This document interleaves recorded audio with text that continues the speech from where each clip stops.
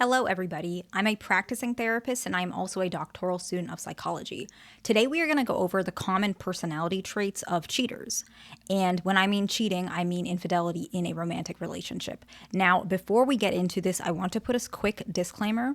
This is a pattern that I see when I'm practicing, but this does not mean it's a one size fits all. It also doesn't mean that if you or your partner have these traits, it means that you are more likely to cheat. I'm just giving you an overview of what I notice and the correlation of how these traits could lean into cheating.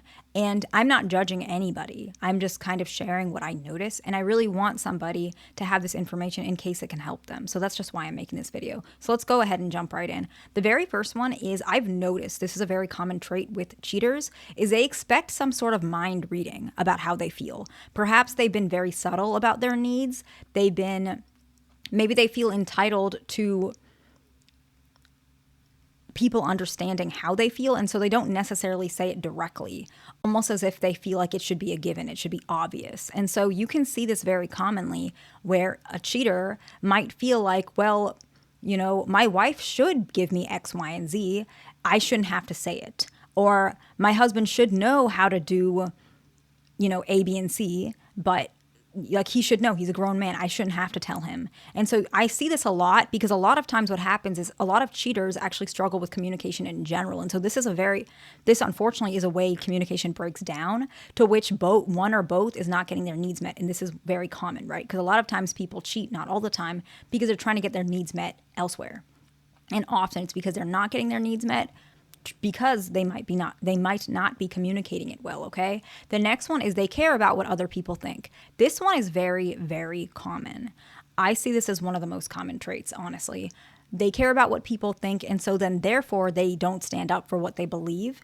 Sometimes they're even living a lie to some extent. And sometimes what I see, and this is not always the case, okay? Sometimes it's that they are pressured to marry or commit quicker because they care so much about what people think and they feel like people will judge them. Or they pick a partner based off what their mom says or what their dad says and they don't evaluate it properly. Or maybe they got married early because they cared about what people think and now they feel like they're missing out. Or sometimes their friends are doing these things. Their friends are cheating, or their their friends' wives are a certain way, or their friends' husbands are a certain way. So they care about what people think. So they want to start doing that too, right? They can be influenced very easily because a lot of them are very insecure. Not every cheater is insecure, but it's really, really, really common. And the next one is they tend to not speak up for themselves. Very similar to caring about what people think, right? They're not speaking up for themselves, sometimes because they grew up in households where they were shamed a lot. And so they weren't really allowed to speak up for themselves, or if they were, they would be reprimanded. And so often they keep their needs to themselves, but they are aware of them. Very different from somebody who is not aware of them. Cheaters, a lot of them, not all of them, typically they are aware of these needs, but they feel like they're not allowed to speak up. And so they keep it to themselves and it bottles up and it comes out in a certain way, which could very well be doing something hurtful towards their relationship or marriage. And a lot of them regret this because they don't realize communicating like this is not healthy, because some of them actually may have grown up to where cheating is common, okay? The next one is some of them have people-pleasing tendencies. And so they might overly please their partner or their parents or whoever it is, and they're not looking out for themselves, to which they actually start feeling like they want to reach out to get their needs met or have some freedom where they can actually feel like they're allowed to be themselves. And so they step out of the relationship for that reason, unfortunately. I'm not saying this is right or wrong. I'm just giving you the reality of what I'm seeing. The next one, the fifth one, is entitlement. This is extremely common with people who cheat. They feel like, okay, if my partner is not giving me X, Y, and Z, I deserve to get it elsewhere. And I really want to be very transparent with y'all, and I always try to be. I have heard so many patients of mine say that exact thing. Well, I'm not getting it elsewhere. I'm not getting it at home, so I might as well get it elsewhere. I do love my wife, but she's not giving me what I want and I deserve to have it. They say it without even really thinking that this is not normal, right? They could say, my husband doesn't listen to me, and so I was lonely, even if I was pregnant.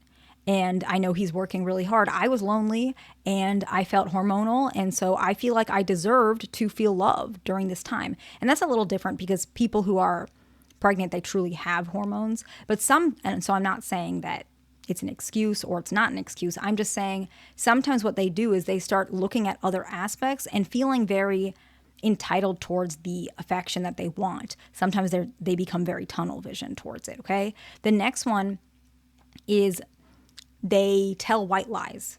A lot of individuals who are cheaters, they do tend to tell a lot of white lies, sometimes even more frequent lies, but you might see them lie about certain things that might seem a little bit insignificant to another person. They might lie about what they did at work, even if they weren't doing anything bad or wrong to even society's perspective.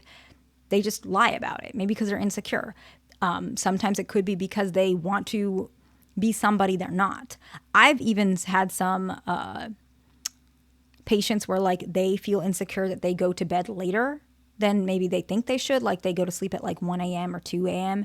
and they lie about that. They lie about going to bed. So they tell their girlfriend or boyfriend, they text them, good night at like 10 p.m. and say, I'm sleeping, even though they stay up for hours, right? And so these types of behaviors you can see it comes from shame typically, but sometimes it feels like they feel so secretive towards themselves and others. They don't let people in that way. The next one is they seem, not all the time, but this is something I see a lot.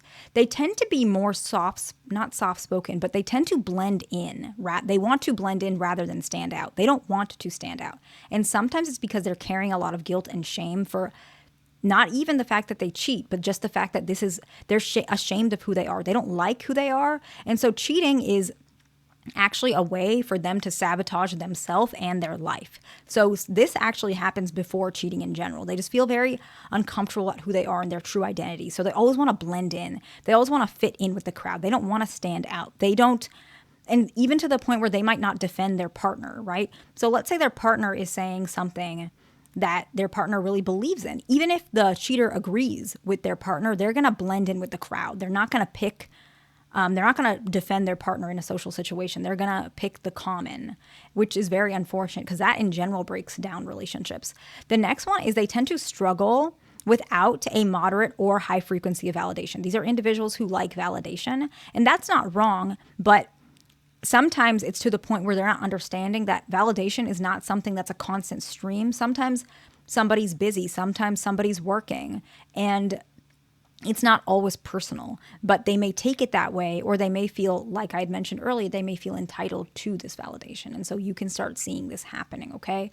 The next one is in general. I notice these folks tend to be aware of this, by the way, but they struggle with poor decision-making skills. So they might actually admit that they struggle with decision-making skills. Some of them may struggle with money management. Some of them may struggle with decision-making in general. Like they may choose jobs they don't like.